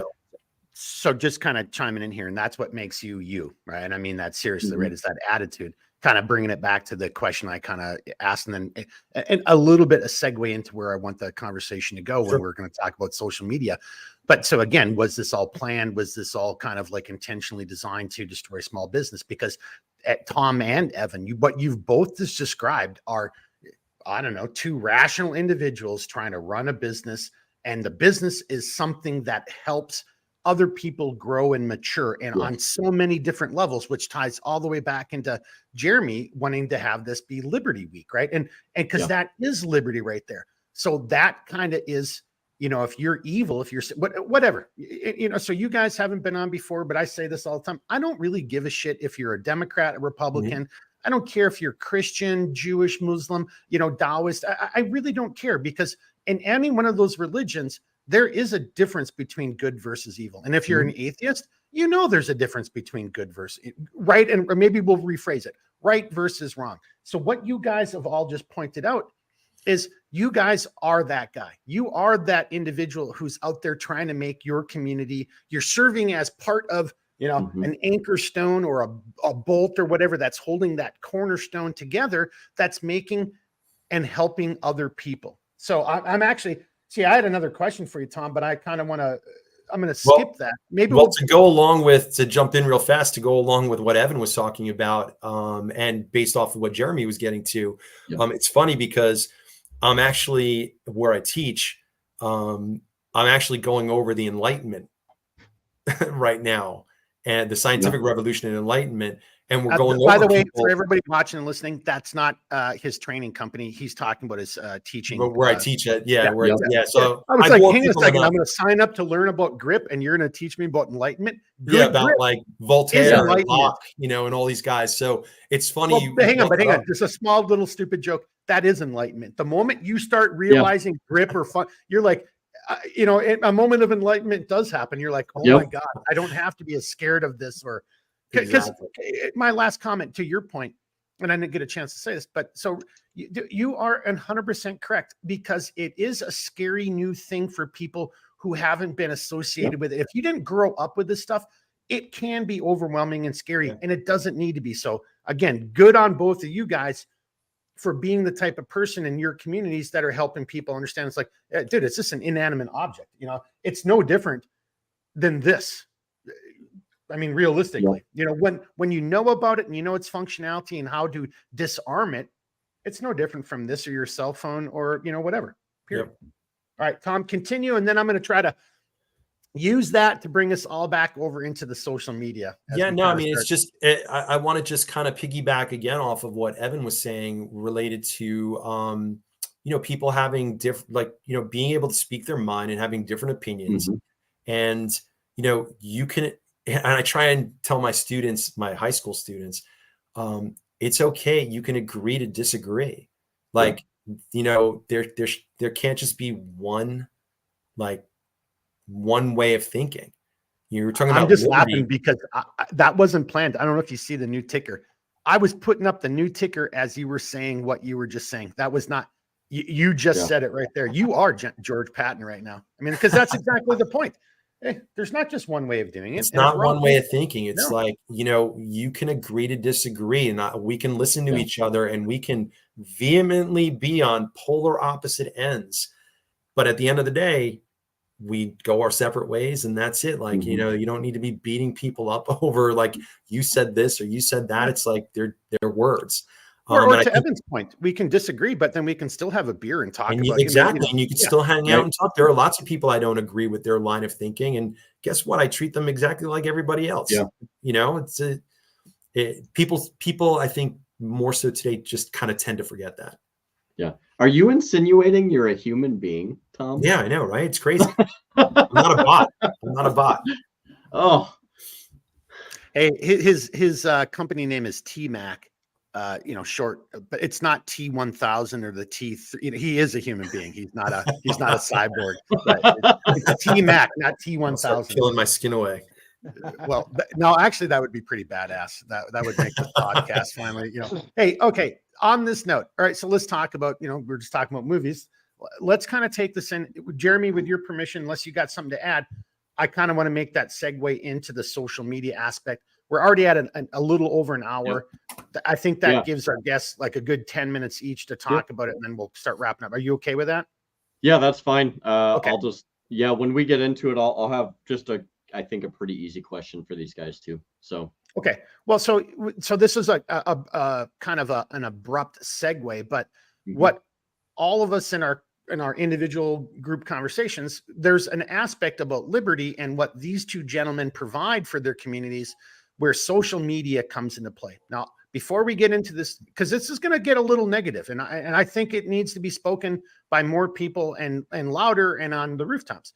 But I will just point out, and Jeremy, and if people think we're just being right-wing, whatever weirdos, because I'm white and I'm old, or my comments you don't agree with, we'll go see our previous videos, because Jeremy and I are not fans of any type of censorship. Everybody has a right to speak their mind and their piece. And even if you don't like it, like, so again, to Tom's point, or even to Evan, like I'm sure Evan can tell a million stories about hunting. We're like, oh, that's gross, and I don't want to do it. Like, where do you think your beef comes from? You know, like, you know, it isn't, you know, unless you want it grown in a test tube lab. Well, you do you, but I'm not going to do that. So we're going to talk about social media. I think social media can be a tool for good. We're using it right now, trying to get a message out, trying to reach other like-minded individuals who aren't going to just take the black pill and give up, right? This is still worth fighting, right? And we've got to vote, right? So I'm just going to throw this out there as maybe my outro a little bit early. If you don't vote in the next election, vote for whoever you believe is the best person for the job, but you better get out and vote. Like, if you're going to say, that this is all bullshit and it's all rigged and I'm going to sit this one out, guess what, sucker? You just fell for exactly what I believe evil wants to have happen in this world. So if that's the case, then run. Then do something that's, be part of the solution if you're disagreeable with all the parties. Then, I mean, no, that's a great point. And start with your community. We've said that 100 times. So no, that's a damn good point right there, Jeremy. So let's take it into the social media, the negative. I don't want to necessarily just focus on the negative. That's why I think it's a double-edged sword. It's got its good points and bad points. Look, most of us are pretty close to the same age, except for Jeremy, who just, literally became of legal drinking age the other day. But on a serious note, so, it can be used for good, and there's plenty of ways in which it can be done. But let's now kind of go into, but unfortunately, evil knows its power. It is the ring of Sauron, and it is being used in negative ways. Evan is giving us a great kaleidoscope show right there. That was awesome, sir. Sorry, you guys know where I'm Yeah, sorry about that. My headset went to sounding like you guys sounded like Megatron. And so I was like, well, I know it's my Bluetooth because it's not breaking up. It's just coming through robotics. I turned it off, turned it on. It worked. But then it went to just using my phone instead of using the headset. So I had to go through. Anyway. See, the small business owner in me was like, oh, man, if I could make an app where you could talk on the phone and it automatically made you sound like Megatron, I would buy that app for $1 right there. I like that. Evan, that was right here. Evan created it. It was his genius idea.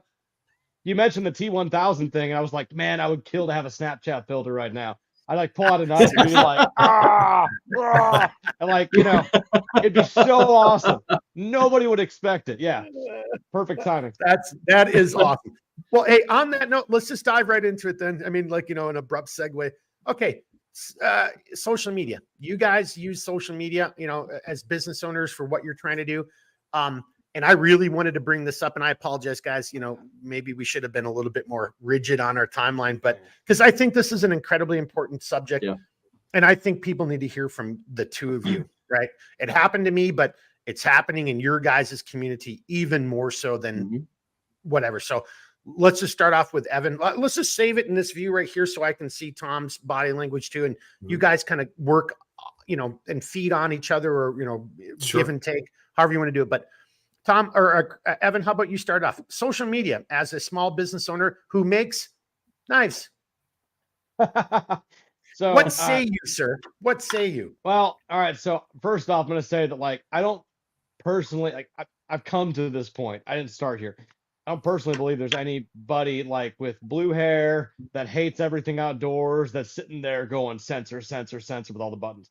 I don't think that's the case. That's kind of where I've come to believe that. I think that the algorithm is totally screwed up and it is absolutely biased. Guys like me, guys that are in the hunting community, and heck, there's a guy I follow called the Hunting Chef or the Hunt Chef. But anyway, he just posts recipes. He doesn't post any hunting stuff. He doesn't post any pictures of guns, knives. It's literally like, here's a cut of meat. Here's what I did with the cut of meat. Here's vegetables in my garden. And he gets censored all the time. He even, like, a couple days ago, had a post where he was told that he can no longer be recommended. His content will not be recommended to non-followers. And he's literally a cooking page, just cooking. He has nothing besides that. It's pictures of cast iron and seared meat, and that's it. And he's gotten, like, shadow banned because he's not posting pieces of filet mignon. He's posting pieces or pictures of, like, bear meat or an elk sirloin or whatever. And because it happens to be wild game, he gets censored. But that said, like, I think a lot of it's algorithm. I think the algorithm is it's a weird spot because the algorithm is so anti-violence that, like, anything that the AI thinks might be violence, it censors, and it's this huge appeal process to get your shadow banned photos to be pulled down. That same guy I'm talking about, he had a photo of a summer squash on the vine in his garden, and it censored it for nudity. Oh my God.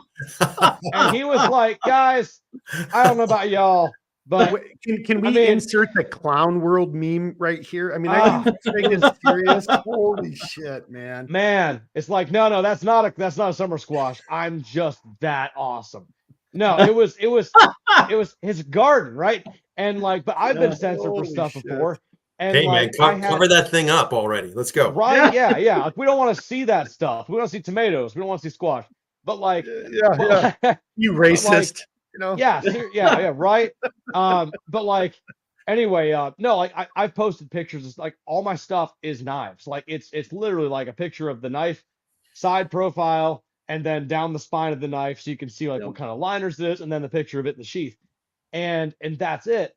And I've had, like, weird stuff. It's not like any person doing it, because if it was a person doing it, they'd be censoring the side shot showing the knife because it looks scary in that photo if you're scared of stuff.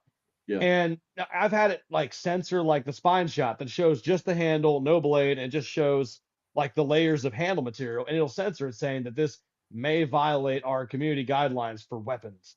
Hey, did that happen in one of your posts where your handles, the side shot was because you were using that luminescent material? Was one of those banned? Do you know what I'm talking about? Yeah, one of those was banned. I think it was a glow carbon or something like that. I mean, I've had weird stuff banned. And, like, and I've been fortunate enough that I've appealed it enough times that they've kind of started not shadow banning my stuff. And I've stayed all green check marks for the last, like, 3-4 months. Occasionally get zinged for something, and then I'll make a stink about it right away. And I've now taken to not just appealing it, but I will screen grab the picture that Facebook sent me saying this content cannot be recommended because of whatever. I will screen grab it. I'll post it on Instagram, and I'll tag Instagram, like, at Instagram. Really, guys? Seriously, this is the bull crap you're gonna ban? Like, I am posting my stuff up. I have followers. I have a business to, there are people posting Yep. full on frontal nudity, and you guys aren't banning Mhm. them, but you're banning me. It doesn't make any sense. And then within about 10 minutes, I get a notification. We've removed the ban. Sorry about it. Like, So I, Evan, I, you've been very fortunate with that. I am on a constant shadow ban. It started Oh, happening man. like probably about 2 years ago, and it has not let up at all. I that's where I mean, was 6 months ago. I was there. I had been nonstop shadow banned for the last Yeah. 4 years, I think. I appeal them Yeah. constantly, and I'm constantly like, sometimes I was telling Mark this, sometimes I'll get the actual notification. It'll come up when I Yeah. open up Instagram, usually in the Yeah, morning, very and they'll say not like, often though. hey, your content can't be shown to non-followers. So I'm like, all right, great. So I usually screenshot it. I'll screenshot the images. I absolutely refuse to take anything down. I'm not doing Mhm. anything wrong. I'm Same. typically showing pictures of my students shooting with their permission. I only use first names. It's just class shots of classes Yep. that I'm currently taking. I do not sell firearms. I don't sell nothing. I'm literally just training people to be safe. Yep. And I will have, I mean, I have some really comical stories. I just this past New Year's, I posted a Happy New Year's thing with my logo, Happy 2024. That got banned because my logo's got crossed guns on it and a knife, a dagger. Oh my God. So that got banned. And those weren't jazz hands. That They're was not jazz hands scary. either. Yeah, it's That's not like, jazz hands. oh my God. Yeah. So I got banned for that. And that was just wishing everyone Happy New Year. I will How dare usually you? once a month. Yeah, I know, right? Once a month, I will get the official notification. And I've tried to have fun with it. So now I'll post, one was like clown images along with it because it's like a circus. Yeah. When it was October, I've said it's pumpkin spice time in Instagram land. So it's like I just try and have fun goofing off with it because it literally happens every single month, almost like right on the money, down to the day. Yeah. And a lot of other times I just happen to check to see, and I always at any given point in time, I have 5 different images that are banned. Yep. Or that's Yep. coming up as like, hey, these are the red flag ones that our bots found. And I'll pick one of them and appeal it. And then the next day I'll get, oh, thanks for your appeal. And like nothing's changed. It's still banned.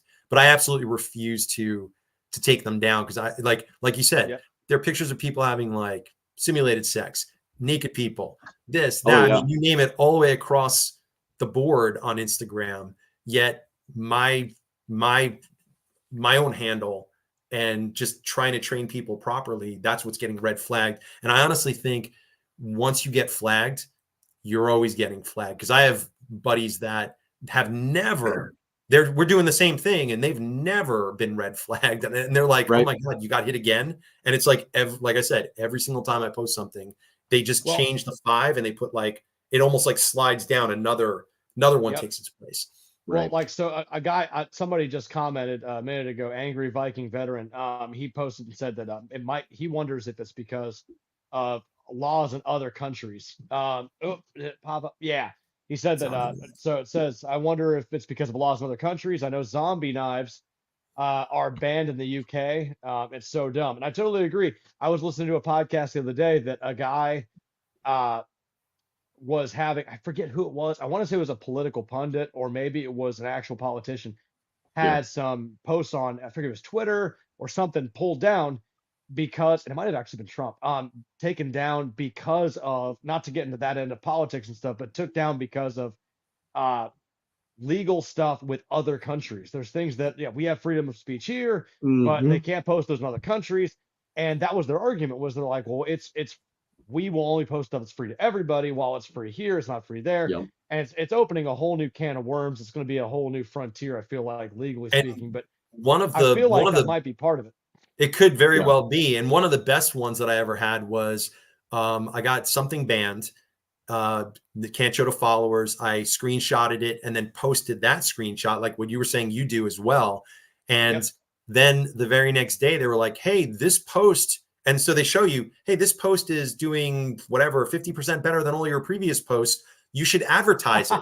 So now you want me to advertise it on shadow ban. I've had that happen. So I'm I've had like, that happen. Yeah, So I had here's the that's advertisement right here, right there. I screen grabbed that and I Me too. posted it, and I was like, "Really, guys? This is bullcrap!" Like, it was a long rant in my captions, and the next day, or it's like 2 days later, Instagram said this post is doing drastically better than everything else. Like, most of my stuff gets like 20 to 80 likes and like 400 likes, which does not happen.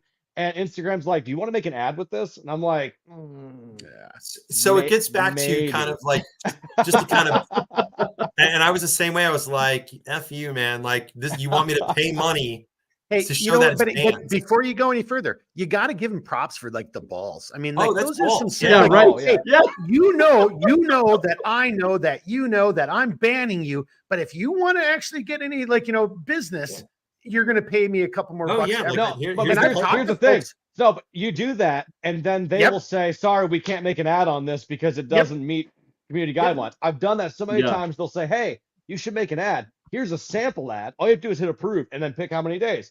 And one day I said, "Fine, I'll do that." So I did it. I picked how many days I wanted to do, whatever dollar amount, $200-$300, whatever.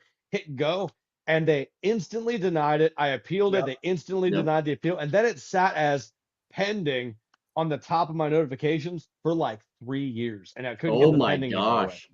So It I've was talked annoying to as heck.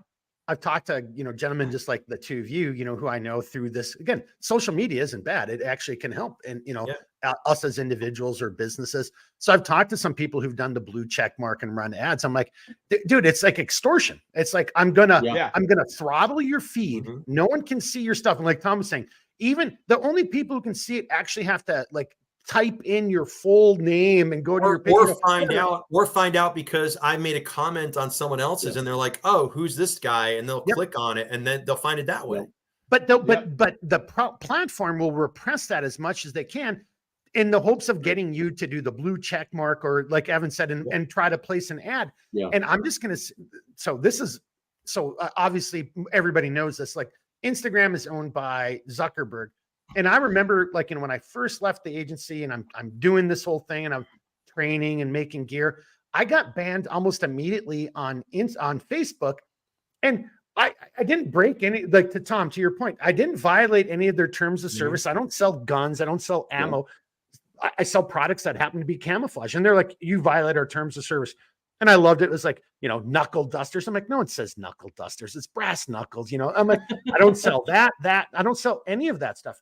Didn't matter. I appealed it, denied.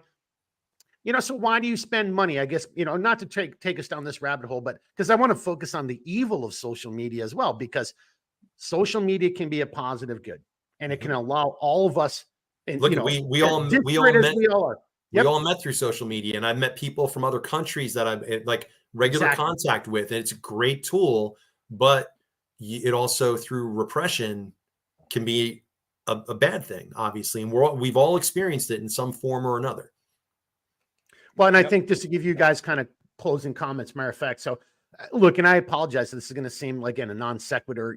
Like we're trying to keep these to an hour and a half. We're running up on that time. We're going to have you guys back if you're willing to do it, because the whole social media aspect of this conversation needs to be spoken of. Matter of fact, hey, I'm just throwing this out there, not to put you on the spot. Don't answer. Matter of fact, here, I'll bring me and Jeremy. I'll just bring me up so no one sees your guys' facial expressions.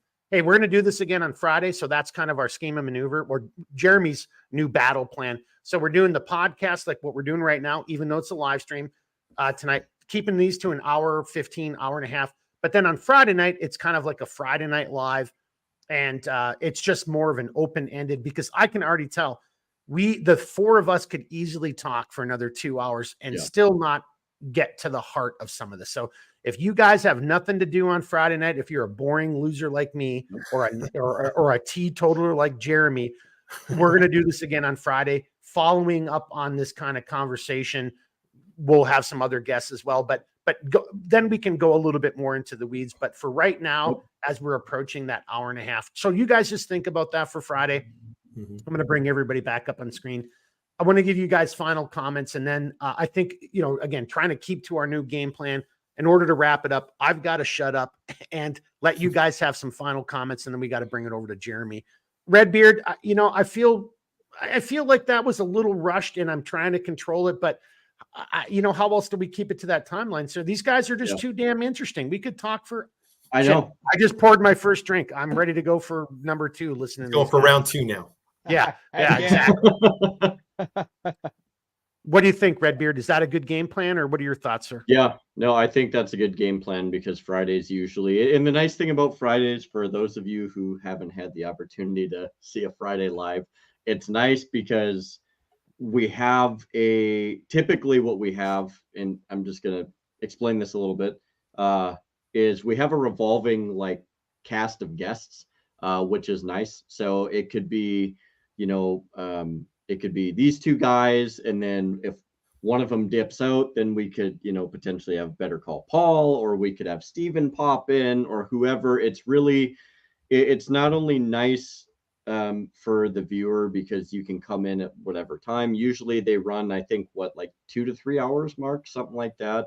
So there's not really like an overwhelming time constraint, but you get some different faces that pop in throughout the live stream, and you get some pretty good antics. I think everybody has a pretty good time, and we have some serious conversations along the way. So it's nice. Yeah, the revolving cast of characters and the conversations, and the quite frankly, the ridiculous rabbit holes we go down. It's pretty fun. So check it out.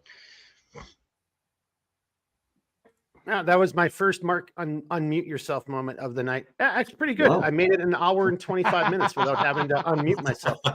I'm impressed, Mark. You're getting so much proud dad moment here. I mean, I owe it all to you. That's funny. Like in the moment, I was like, that was a really long, awkward pause. And then you're like, yeah, I know. I was muted like, myself. what's going on, dude? Well, so Jeremy, that was very well said. And just to add to one last thing, we just lost Evan temporarily, so I can bullshit and fill the space when we get him back. Now he's back. But so again, for everybody, this will be more clear with each passing week. Jeremy's come up with a scheme and maneuver. We're in Liberty Week this week. So even our live stream is going to mirror the podcast, except as Jeremy just pointed out. But now it's more of an open-ended free flow, and people are going to come and go as they see fit, our other guests. And for you, the viewer, if you don't care about, liberty or domestic issues, well, then this isn't the week to watch the podcast or the live stream. Maybe you're more into, cryptids or whatever, and we'll make this more clear with each passing week. But gentlemen, let's bring it over to you guys to kind of start wrapping this up. We'll go a little long.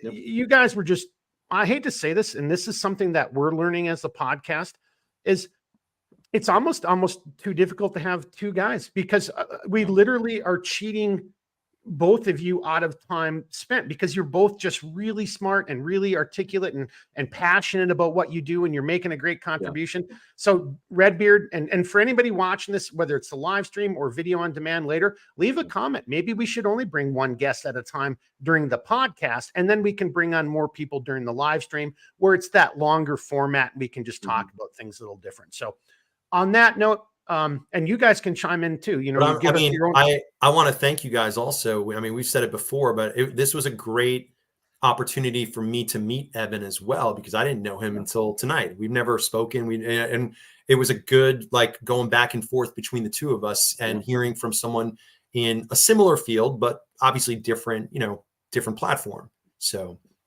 hey, so before we give you guys, you both need to have the time for your final comments, but so Angry Viking, hey, God bless you, sir. Thanks for joining us. We did, and look, and to the earlier part of the video, I didn't have time to announce this on any social media at all. So again, social media is a good tool, but I'm running a small business. I didn't announce that we're going to start doing every one of our podcasts is going to be a live stream. Yeah. So, so Angry Viking, thanks for, getting the notification and following us. But so, you can either go to the very beginning of the video, because they both gave their stats. But as we do the outro, if you guys are willing to do it, let's go to Evan and then Tom, and then we'll come to Jeremy for the outro. But as you do your outro, just once again, remind everybody where they can find you, promote yourselves, right? I mean, sure. Look, this is getting to be an old joke. This isn't like, a major podcast. We didn't fly our guests out on Lufthansa airline and everybody stayed at the Hilton. Like, so there's none of that really kind of going on here. So yeah, come on, shamelessly plug yourselves and your businesses here. So let's go to Evan as an outro. Again, let everybody know where they can find you. And then we'll come over to Tom, same thing. And then Jeremy always gets me going. I'm already anticipating his outro. I love the outro. If you guys haven't watched any of our podcasts, and if you believe in liberty, if you believe in freedom, and see that I didn't say Republican or Democrat, I just said liberty and freedom. Jeremy gets me every time on that stupid outro. But let's come over to Evan. All right, sir. You. Well, first off, I just want to say that I didn't even realize that being put up in the Hilton and having like an open bar and all that stuff was going to be on the table. So Friday, I expect more. Shit. Damn it. Okay. All right. We'll see what we can do. We'll be expecting our tickets in the mail. Yeah. Those will I did electronically, by the way. Well, anyway, so Evan Simbita Custom Knives. Thanks so much for having me, guys. If anybody wants to find me, I'm on social media, Instagram and Facebook. It's Simbita Custom Knives, SIEMBIDA Custom Knives. I do custom work. If anybody wants to buy anything, just shoot me a message, give me a call. You can reach me at 740-270-9057. I've only got one phone number. I don't see the point in having a business phone. This is all I do. But call me anytime. If you can help it, don't call me like 2 a.m. But I love talking. And by the way, that's not a joke. That was part of the beginning conversation. So yeah, go back and watch the beginning. Yeah. That was a thing that happened. No offense to the guy that did it. It's all good. But like I love talking knives. Knives are literally my life. This is all I do. I love it. I would love to make any of you guys listening a knife. And so yeah, give me a call, reach out, shoot me an email, message me on social media. Maybe I can make you something cool. I'd love to blow you away and make you something that kind of exceeds all your expectations of what you thought a knife could do. Well, that was a pretty damn good plug right there. Yeah. And thank you very much. Learn me something. We definitely really appreciate having these gentlemen on, because as we were making a joke, there was no, and tonight's guests, received, whatever. Not even a box of rice-a-roni? Well, no. It'd be Hamburger Helper, if anything. I would like to point out the company I buy my stickers from, they send a bottle of hot sauce. I've been on a podcast for an hour and a half. I got nothing. Well, you got the T-shirt that said I went on that podcast and all I received was this T-shirt. Hey, by the way, I didn't get that T-shirt. Without saying the name, because I know who you're talking about, because I do business with them as well. What are your thoughts before we turn it over to Tom? Hot sauce wise, what are your thoughts? The hot sauce is, it's okay. It's a little, it's like Louisiana hot sauce and sriracha had a baby. So it's kind of sweet, kind of hot. Yeah. Whoa. What the hell did you just do? What was that? Oh my God. That was friggin' awesome. Do that again. What did you just do? Wait a second. How come he got free balloons as part of this package? No idea. I didn't get that. What the hell? That is awesome. Hey, if you're a wizard, Harry. Live, oh my God. There's like magic tricks. Okay. This became scandalous because now Tom's asking why he got balloons.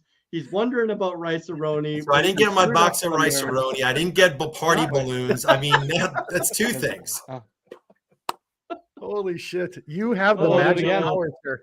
Well, now it's gone now. But I better have some cyborg. I better have some cyborg face or some Megatron thing voice. Something. Hey, Tom, during your I did that.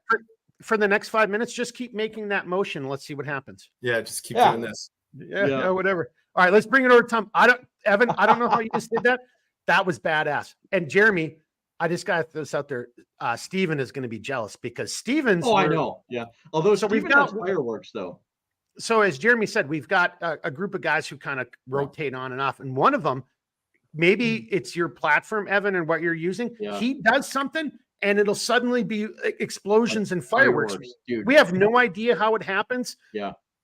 Yeah. See, now it's not. I'm just making hand motions, trying to make things happen at this point. Yeah. Now it's not working for you. All right. Let's bring it over to Tom. Again, plug your business. no, Angry Viking. No, of course we didn't. And honestly, that's Yep. on me, sir. I didn't advertise that we're doing a live stream. It's just what we're going to do the way forward. And I just got too busy Yep. doing other damn things. But yeah, all of our podcasts. We're just going happy to forward- have you. Yeah. And thank you for joining us. But Yeah. Tom, let's bring it over to you. Plug your business, final comments. What do you got, sir?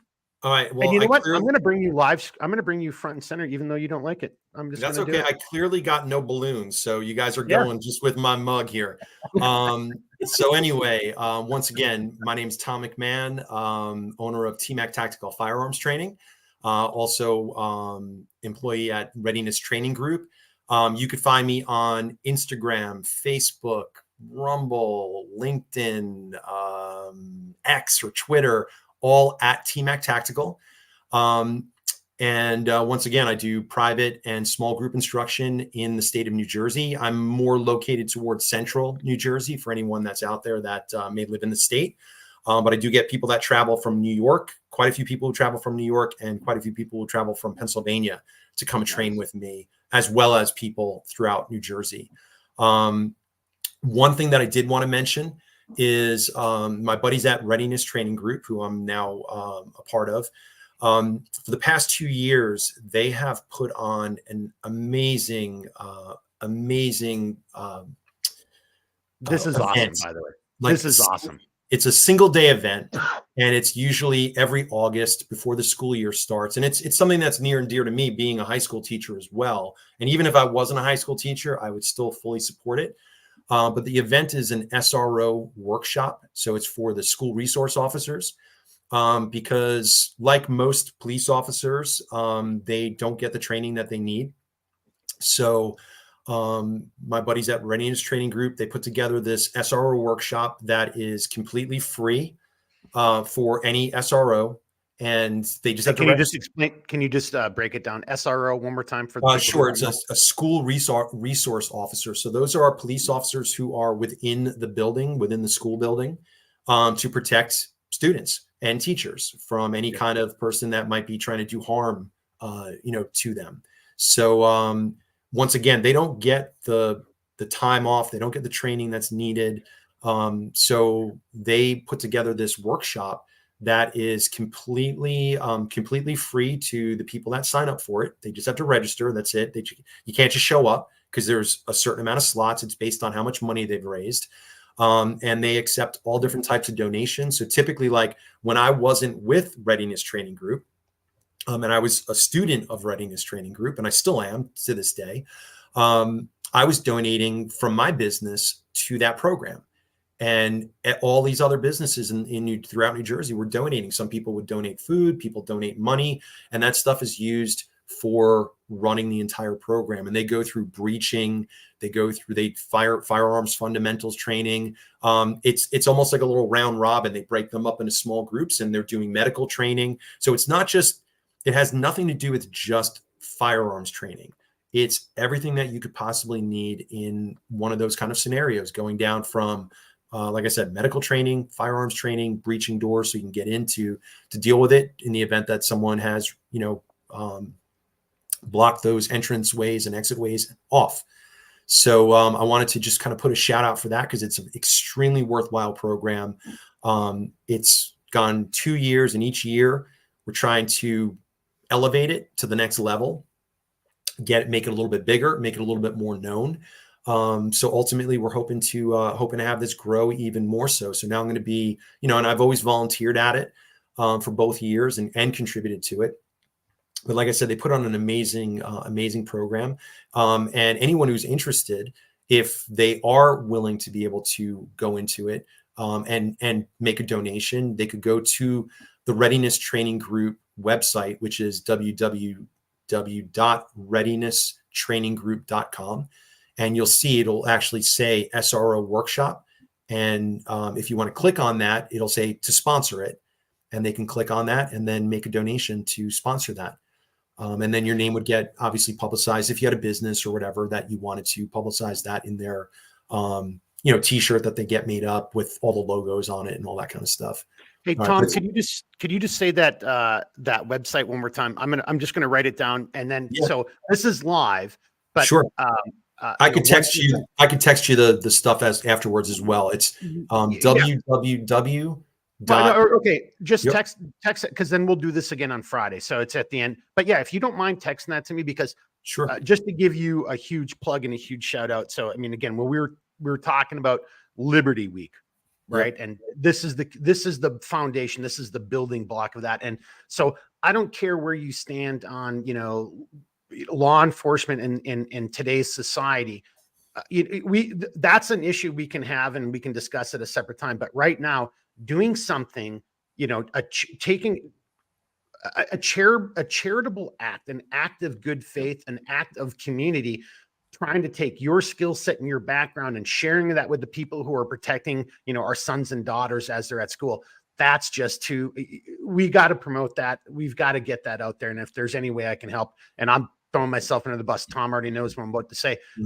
As Centerline Systems, I'm willing to help you guys out as best I can. Obviously, I can't fly you out here for the podcast, so I probably can't fly you guys out to, whatever, but whatever I can do, because that's the real stuff. To Jeremy's point, that is community. That's what we should all be striving for, one way, one form or another. That's what we should be working towards. And I think that's awesome. So, I appreciate that. And the guys at Readiness Training Group appreciate that as well, because I relayed the message over to them right after I got off the phone with you the other night, Mark. Yeah. All right. Well, we'll follow up on that. So I'm going to take this down, and I'm going to put Angry Vikings comment up here real quickly.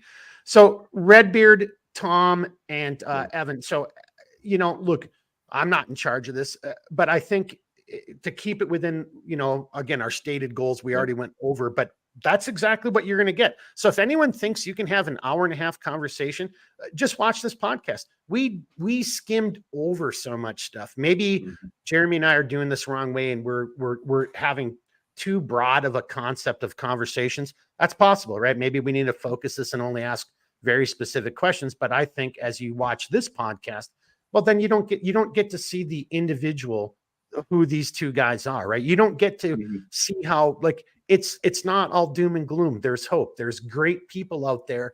And if we start working together and taking those active measures within our community, we can make an impact. And, kind of before I turn it over to everybody else for a final comment, here's my final comment based off of Evan. You kind of started this whole thing with one of your concepts that you're talking about. And Tom, you just kind of added to it. And I don't know if you guys knew this, but here's what I wrote down. So here's my shitty notes. Again, I'm old. I don't know if but like the arrow starts here and then it starts going in this weird direction, but because they came in kind of differently. But so small business owners, this is where we kind of started to wrap it up, right? These guys are small business owners. And as Redbeard pointed out in the whole liberty concept, small businesses owners are necessary for community, right? Because you think about it. And I hope everybody who's watching has some small business in their community, whether it's a barber shop or I'll say it right here, Marshall Hardware, small business. It's a franchise, but it's family owned for a long time. Best friggin' hardware store I've ever been to in my life, right? So small business owners bring community and individuals together. And as Evan was saying, maybe it's the bar that everybody likes going to, but you can then have that conversation and you can start talking to each other, and you don't have to agree, but you can be adults and you can agree to disagree and to continue their life. And that builds rapport in the community, right? To Tom's point, it's word of mouth, right? And to Evan's too. How is Evan advertising? Well, he doesn't have a huge website. It's people who are buying his great gear, his great knives, and they're using it and they're spreading that word of mouth. So that's what a small business brings to the table. But now on a negative side, but it seems to me the last few years, there's been an attempt to destroy our natural condition, both, I don't want to get into too much of that. We can say that for the live stream, but in order to destroy the natural condition or create a new condition, you have to destroy these guys. You have to silence them. They can't be out there making people realize that it's okay to hunt and harvest your own game, or to learn how to defend yourself against the Charlie Manson who might be kicking through your door, because that never happens, right? Then, so my final question, which isn't really a question, but you guys can address it as you see fit on the outro here. So if social media bans you guys, and if other media attempts to silence you and other like-minded individuals, where do we go? What can we as a society, as a group of individuals who live under a constitutional republic, where do we go? How do we attempt to overcome these obstacles that are being thrown in our way? And our way is just, I just want to have a business and provide people with great gear or great services. Tom, in your case, training, and in Evan, in your case, a great product that they can use for the rest of their lives. Where do we go then if social media, So if it's true, if social media is part of evil, is trying to crush that individual freedom-oriented spirit, where do we go? What do we do? That's my final comment right there. So I think, like, from the local level, obviously without social media, someone like me, I'm not going to know guys like you on the other side of the country. But locally, and I do this now to a degree. I guess you got to go old school, like Mark and myself with the pad and pen in front of us right now. You got it. Like, I would have to be promoting myself at local gun shops and ranges, and putting business cards up in those places, and hoping that people that are coming in, speaking with the owners of these places, actually developing a rapport with them, to say, hey, when new people come in purchasing guns, if you don't mind, it doesn't cost anything just to give them my business card. If they choose to call me, great. If they don't, great. Hopefully someone will at that point. And then just developing that culture that way, at least from what I do right now. I think we've hit a spot where, like, the pendulum swings both ways, right? Like, for a long time, everything was old fashioned. You had to walk around, shake people's hands, look them in the eye, hand them a business card, and maybe leave business cards at the local hardware store, the local restaurants, whatever. And that would bring customers in, maybe get a billboard somewhere or get a commercial on TV, back when TV was a thing. We've switched now gradually, and now we've hit pretty full bore. Everybody advertises on social media. Like, I want to say like 50% of what I do is on social media. Everything I make, I post there, but like 50%, 40%, somewhere in there of my business comes from social media. A lot of guys get everything from social media. I think we're having to hit a point now where a lot of guys, my generation at least, who have grown up doing everything on social media, are having to figure out how to do things entirely the other way, and start doing things like handing business cards out, shaking people's hands while we look them in the eye, and then attending local functions, events, seminars, whatever, and making connections the old-fashioned way. Because I don't think either way is the only way to do things. I feel like if you put all your eggs in one basket, all it takes is somebody tripping to have no omelets that day. And if you're able to mix things up and have things across the board, you're better balanced, and you're able to make more customers happy and be able to reach more customers than you would just doing things one way. I tend to reach out through podcasts. That's a great way to get exposure, because like, podcasts are nowhere near as heavily censored as social media, and they tend to be on several different platforms. So like, one podcast would be on like 10 different platforms. One of those might censor, but the rest of them don't.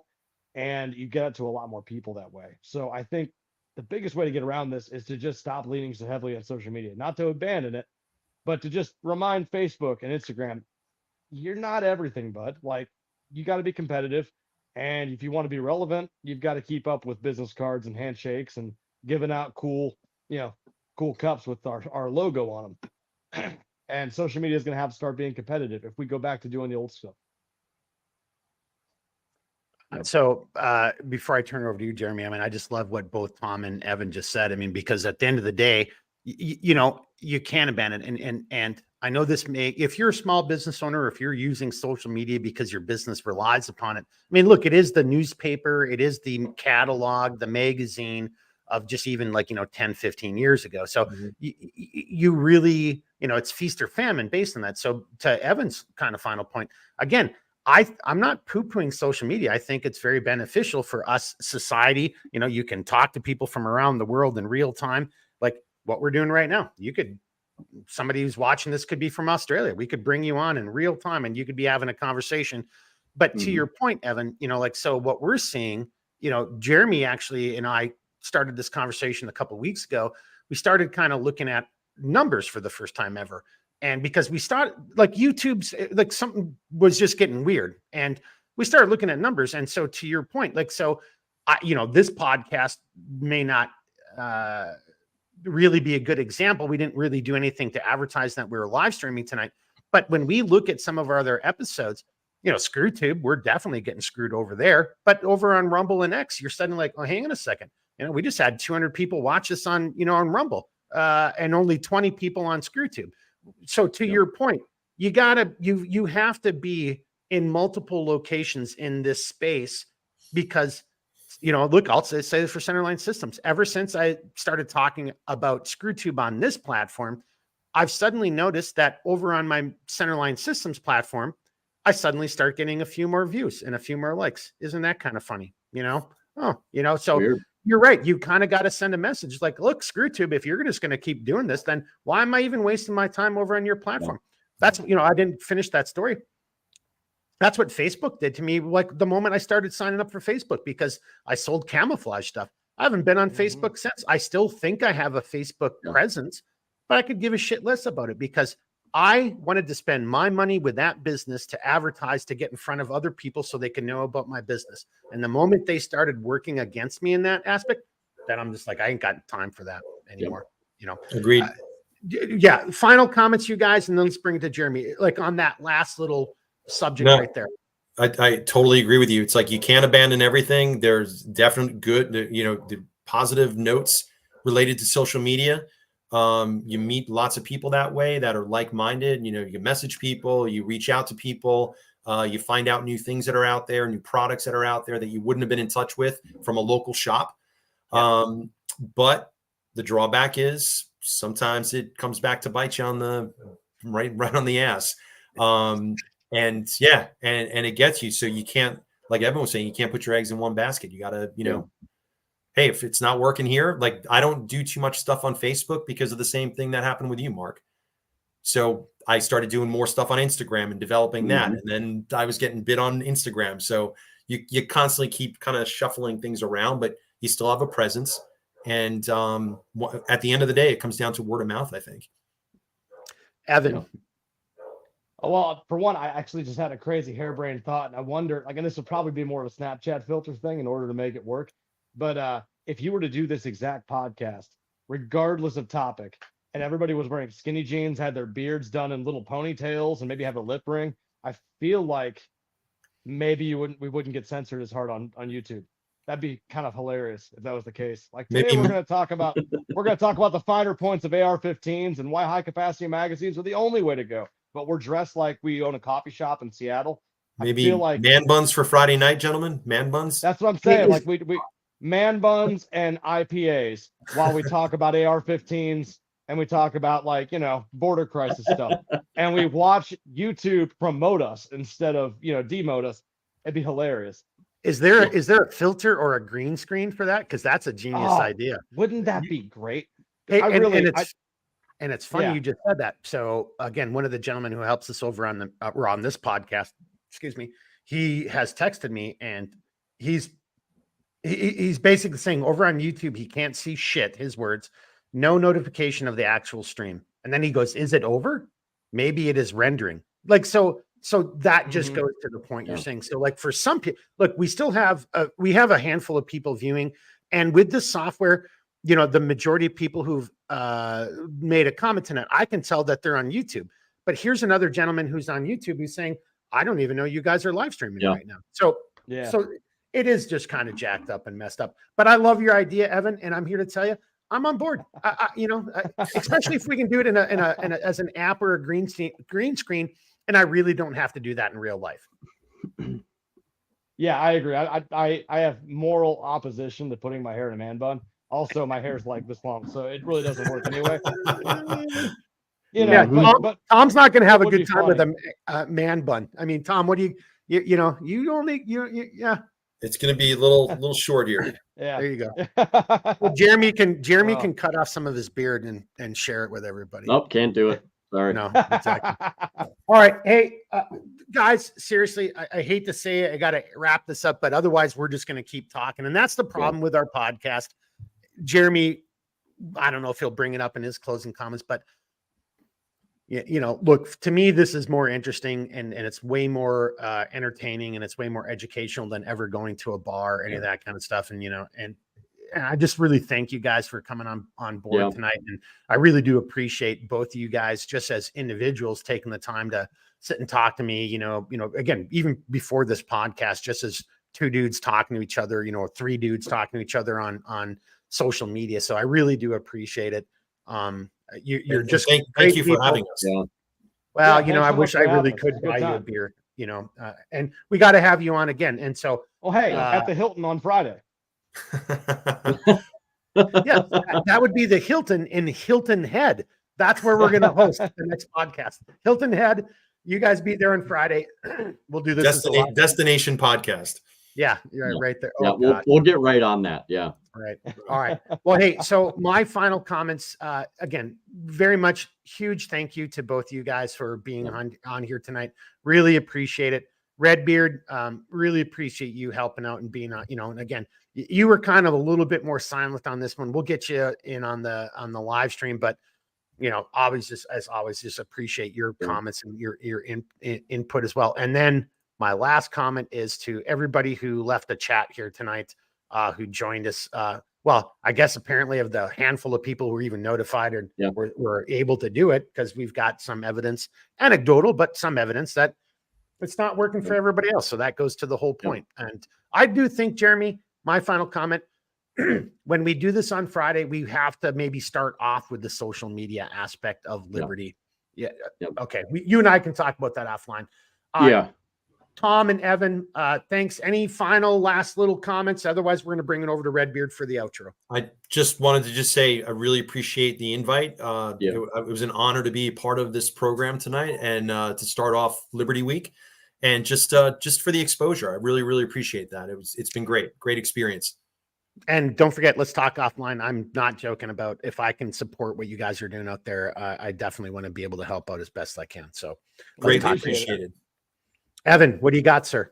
Besides really sharp knives. Seriously, your knives kind of scare me. I'm not just a little plug, but a warning, dude. That's some sharp ass shit. I mean, so just be careful. That's all I'm saying. You know, like I appreciate it. Yeah. Other than the occasional witty comment, a bunch of sharp knives and a freezer full of dead stuff, I don't got much to add. I like it. That pretty much sums it up right there. Freezer full of dead stuff. I mean, I like that already. Hey, what are you barbecuing this weekend? You know, I bet it tastes way better than what most people are getting from the grocery store. I had whitetail steaks for dinner over charcoal. I'm probably tomorrow going to have something with wild boar, Italian sausage, and some boar I took in Texas last week. And I don't know, probably a bunch more venison. I ate a lot of whitetail. Yeah. Well, if we get you back on here, if you can join the live stream, you got to tell that story, because we didn't really have the time to do it. When I last talked to you, you were on your way back from that, what just sounds like an epic time. It was a good time. Yeah. And I've actually had real boar over in Germany, because there's lots of boar there too. And yeah, that's, oh God, you're feasting. You're like a king right now, in my opinion. Darn good eating. Yeah, seriously. Redbeard, final comments and outro. This is going to be a 2-hour, with your permission. I'm sorry. Let me just beg your forgiveness. This went long, but I don't see how this one could have gone shorter than it was. I mean, that would have just been horrible. So look at him smile. See, you guys, see what I have to deal with? Look at what he's doing to me right now. I'm trying to figure out how I'm going to say what I'm going to say, so I don't get you off on a tangent, and we can save this for Friday. I will mute myself. I will mute myself right now.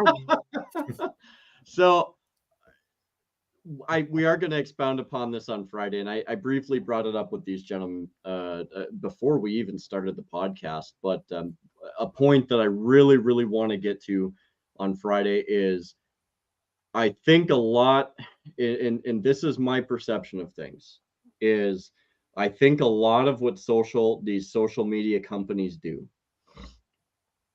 has been very much at the behest of government. And we saw this during the Rona, where government basically told these companies, like, hey, like, we can't necessarily tell you what to do, but we'll give you a nice little incentive if you omit this information and you promote this information. If you do this, but you stop this, and if you silence these people, and if you do this. So if you look at the paper trail and you look at where a lot of this stuff comes from, I mean, there's some pretty hefty incentives. And I mean, you look at Mark Zuckerberg, and there's a lot going on there with that. And there's been quite a few hearings pertaining to the government's involvement in directing social media and affecting what is and what isn't seen. And that's a conversation I think we absolutely have to have, because if you look at social media and you follow the money, you follow the paper trail, and you look at how people are disproportionately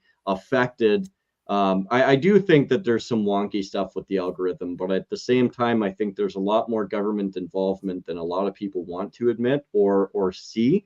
So it's a pertinent discussion. So I'm just going to leave it at that.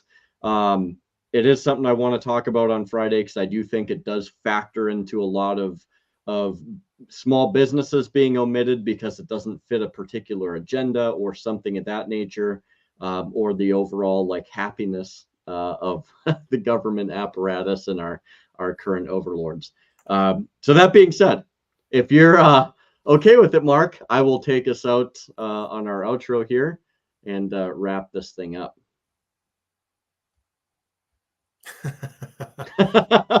All right, perfect.